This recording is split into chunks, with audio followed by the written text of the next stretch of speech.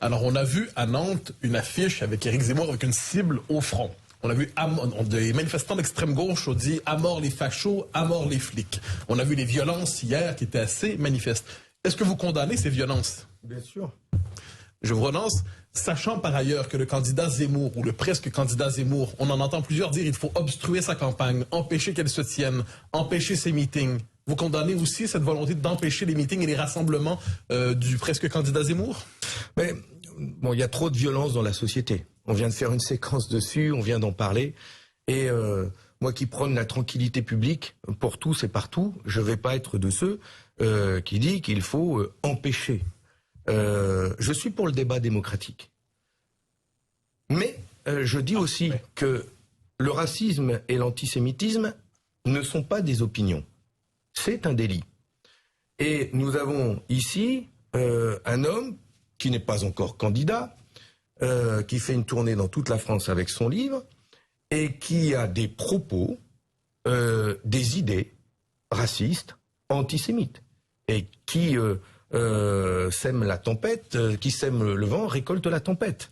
Et il y a un climat dans notre pays, et qui est aujourd'hui particulièrement... Donc, finalement, il mérite le sort d'une manifestation. Vous dites qu'il sème le vent, récolte la tempête. Je n'ai pas dit ça. Je vous ai dit que je ne suis pas pour faire des cibles, pour avoir des actions violentes. C'est pas moi qui vais empêcher des gens de manifester. Hein. Par contre, je ne vais pas empêcher des gens de manifester. Mais des manifestations, elles doivent se dérouler de manière pacifique, sur le fond.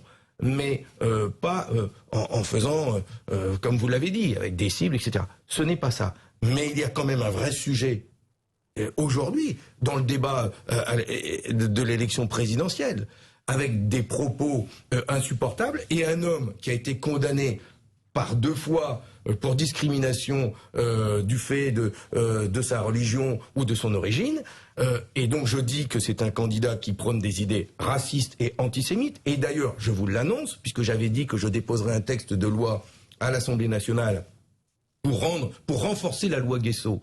Et M. Zemmour, lui, veut annuler la loi Guesso qui condamne le racisme et l'antisémitisme. Moi, je souhaite la renforcer. Il existe dans la loi, et donc un arsenal qui permet aux juges de rendre inéligible un responsable politique qui a eu des propos racistes ou antisémites. Eh bien, je vais déposer à l'Assemblée nationale une résolution pour inviter le gouvernement à envoyer une instruction aux magistrats pour véritablement mettre en œuvre cette disposition, et elle sera déposée lors de la niche parlementaire le 2 décembre prochain, et j'invite l'ensemble des groupes de l'Assemblée nationale à voter cette résolution pour que enfin dans notre débat, dans notre République, un responsable politique ne puisse pas se présenter à une élection quand il a été condamné pour racisme ou antisémitisme. Pourquoi n'utilisez-vous pas, j'allais dire, les armes de la démocratie, du débat, comme vous l'avez dit, pour opposer un projet, non, les idées, vos idées, face aux idées d'Éric Zemmour? Est-ce que ce n'est pas ça, finalement, la quintessence de la démocratie? Pourquoi ne pas essayer de l'opposer, ce projet-là? C'est ce que je suis venu faire ici, auprès de vous, parler aux téléspectateurs. Oui, par la justice, vous voulez nous contraindre de parler? Non, je rappelle une chose. Dans notre pays, dans notre République, le racisme et l'antisémitisme, ce n'est pas une opinion, c'est un délit. Et donc, quand on est condamné, quand des hommes ou des femmes qui ont des propos de ce type sont condamnés, je dis juste une chose. C'est qu'aujourd'hui, on rend inéligibles des candidats parce qu'ils ont fait de la corruption, parce qu'ils ont fait du blanchiment d'argent, parce qu'ils ont fait de l'évasion fiscale, et c'est normal. Et c'est normal. Eh bien, pour avoir un débat républicain serein, je demande juste que ceux qui ont été condamnés pour des faits graves de racisme et d'antisémitisme ne puissent pas être éligibles pendant un temps. Enfin, c'est quand même le minimum des choses.